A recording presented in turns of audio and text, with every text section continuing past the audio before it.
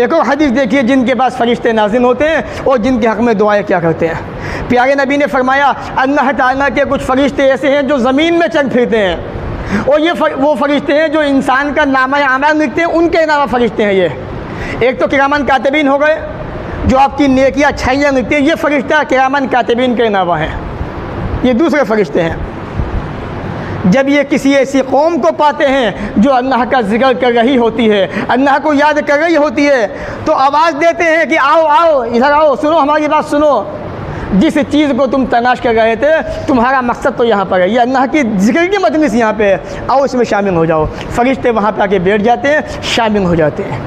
और जिस मजलिस में फ़रिश्तों का नुज़ूल हो जाए, फ़रिश्ते वहाँ पे आके बैठ जाएं, वो मजलिस बड़ी प्यारी मजलिस हुआ करती है। फ़रिश्ते उस मजलिस के हक़ में अल्लाह से दुआएं करते हैं, माफ़ी की, मग़फ़िरत की, बख्शिश की। अगर आप भी ये चाहते हैं कि आपके हक़ में फ़रिश्ते दुआएं करें तो आप भी थोड़ा वक्त निकालें, अल्लाह का ज़िक्र करें, अल्लाह के दीन की बातें करें, रसूल अकरम की हदीसों को समझने की कोशिश करें आप, तो इंशाअल्लाह आपके हक़ में फ़रिश्ते दुआएं क्या करेंगे।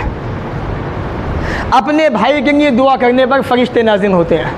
प्यारे नबी अलैहिस्सलाम ने फरमाया जिसने अपने भाई के हक़ में दुआ की पीठ पीछे, आप यहाँ मस्जिद में बैठे हुए हैं, आपने नमाज़ पढ़ी, अल्लाह से दुआ की अल्लाह मेरा फ़लाँ मुसलमान भाई है, फ़लाँ दोस्त है, फ़लाँ साथी है, तो उसको माफ़ फरमा दे, अल्लाह उसको ये चीज़ दे दे, वो दे दे। फ़रिश्ता कहता है जो इस काम पे मुतय्यन किया हुआ है वह ना क्या बेमिसलिन, अल्लाह ताला तुझे भी इसी के मिसल अता फरमाए, इसी के जैसा अता फरमाए।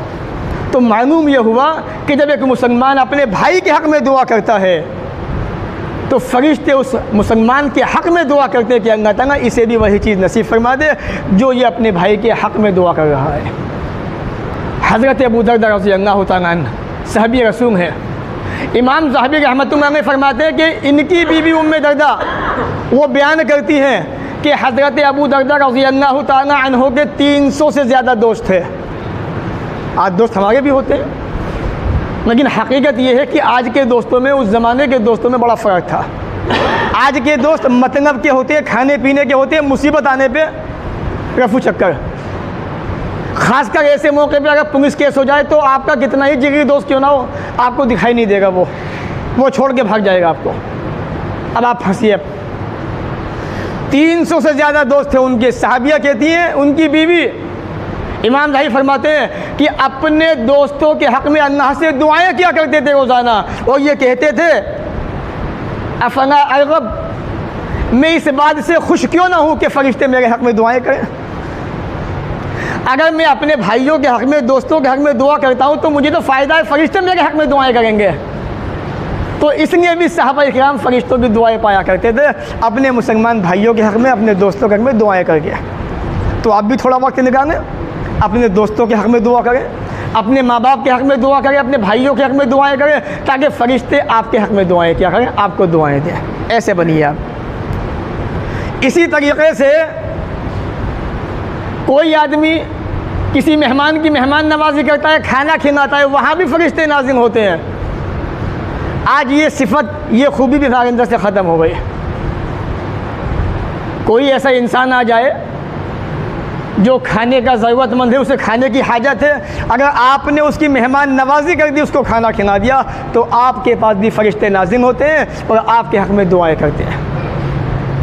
प्यारे नबी अलैहिस्सलाम ने कि अपने साहबी के पास गए, आपने वहाँ पे खाना खाया और खाना खाने के बाद ये दुआ दी उस साहबी को, अफ़तरा इंदकुमुस्साइमून व अकना तआमुकुम अबरार व तनज़्ज़लत अलैकुम मलाइका।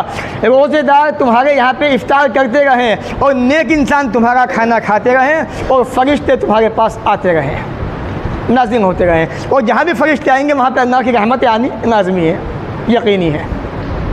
तो मेहमान की मेहमान नवाजी करने पे भी फ़रिश्तों का नुज़ूल होता है। फ़रिश्ते से इंसान के पास आते हैं, दुआएं दिया करते हैं। लोगों को अच्छी बातें बताने वाला ये वो इंसान है। फ़रिश्ते क्या, आसमान और ज़मीन की हर मखलूक इसके हक़ में दुआ करती है। यानी कुछ इंसान तो ऐसे हैं बस जिनके हक़ में फ़रिश्ते दुआ करते हैं, लेकिन ये वो इंसान है जो लोगों को अच्छी बातें सिखाता, अच्छी बातें बताता है। दुनिया की आसमान से लेकर ज़मीन तक, ज़मीन से लेकर नीचे पानी तक, समुंदर तक, हर चीज़ इसके हक़ में दुआ करती है। अब ज़रा सोचिए कितनी फजीलत होगी इस आदमी की। प्यारे नबी अलैहिस्सलातु वस्सलाम ने फरमाया, इन्नल्लाह व मलाइकतहु व अहला समावाति वल अर्ज़ीन व हत्ता नम्ल फ़ी जोहिहा व हत्ता हूत फ़ी माइहा। अल्लाह ताला, उसके फरिश्ते, आसमान और ज़मीन की सारी मखलूक, ज़मीन पे रहने वाली चींटियाँ जो अपने सुराखों में रहा करती है, पानी के अंदर बसने वाली मछलियाँ जो समुंदर में पानी के अंदर रहती हैं, वो सब की सब न यसन्नूना रहमत की दुआएं करती हैं। अल्लाह से कहती है, अल्लाह इस पर रहम फरमा, अल्लाह इसको माफ़ कर दे, इस पर रहमतों की बारिशें बरसाता रहे। जो लोगों को अच्छी बातें सिखाता, अच्छी बातें बताता है। इसमें कोई भी आदमी हो, ऐसा नहीं है कि सिर्फ मस्जिद का इमाम ही होगा बस वो, और ये ज़रूरी नहीं कि मस्जिद का इंसान ही अच्छी बातें बताए। वो लोग जो समाज में एक अच्छा काम करते हैं, अच्छी बातें, यानी दीन की बातों की बात हो गई यहाँ पे, दुनिया की बातें नहीं, ध्यान रखिएगा आप। जो दीन की अच्छी बातें लोगों को सिखाता है, बताता है, ऐसे इंसान के हक़ में अल्लाह की रहमत नाज़िल होती है। फरिश्ते दुआएं करते हैं, आसमान और ज़मीन की सारी मखलूक दुआ कर रही है, चींटियाँ अपने सुराखों में से दुआएं कर रही है, मछलियाँ समुंदर में पानी के अंदर से दुआएं कर रही हैं। अल्लाह इस पर रहम फरमा दे, अल्लाह इस पर अपनी रहमतों की बारिशें बरसाता है। आप ऐसा क्यों नहीं बनना चाहते? कोशिश तो कीजिए आप बनने की ऐसा, तो इंशाअल्लाह आपके हक़ में भी ये सारी चीज़ें दुआएं कर सकती हैं। सुनन तिरमिज़ी हदीस नंबर 2685। थोड़ा आगे चलिए। हमारे बच्चे बच्चियाँ कॉलेज तो बहुत जाते हैं, स्कूल तो खूब जाते हैं पढ़ने के लिए, लेकिन हदीस के अंदर एक इंसान ऐसा भी है जिसके हक़ में, जिसके रास्ते में फरिश्ते उसका मोस्ट वेलकम करते हैं, इस्तकबाल करते हैं। जिस तरह आपके यहाँ पे कोई नेता आ जाए, कोई दूसरा पार्लियामेंट का कोई मेंबर आ जाए, आप उसके लिए खड़े हो जाते हैं, उसका स्वागत करते हैं। ये आपका दुनिया का मैटर है।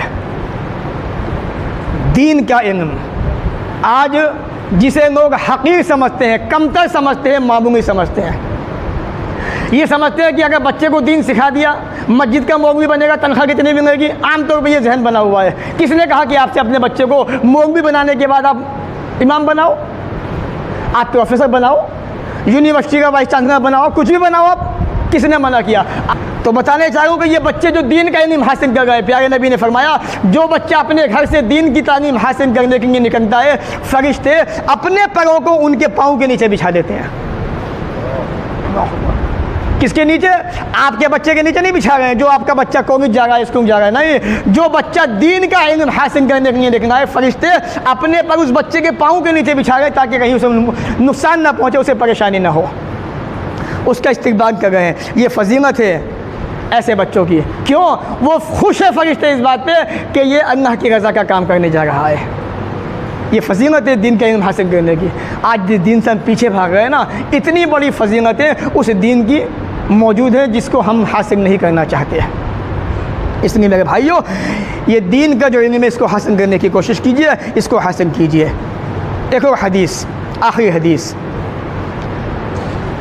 प्यारे नबी अलैहिस्सलातु वस्सलाम ने फरमाया, ये मस्जिदें जो हैं, मस्जिद के कुछ ख़ास लोग ख़ास ज़िम्मेदार होते हैं। ये इशारा है उन लोगों की तरफ जिनका दिन मस्जिद में अटका रहता है, जो मस्जिद से जुड़े रहते हैं, जो पाँचों नमाज़ों में हाज़िरी दिया करते हैं। फरिश्ते इनके हमनशीन होते हैं। फ़ैज़ा गाबू, जब ये मस्जिद में नहीं होते तो फरिश्ते इनकी कमी को पूरा कर देते हैं।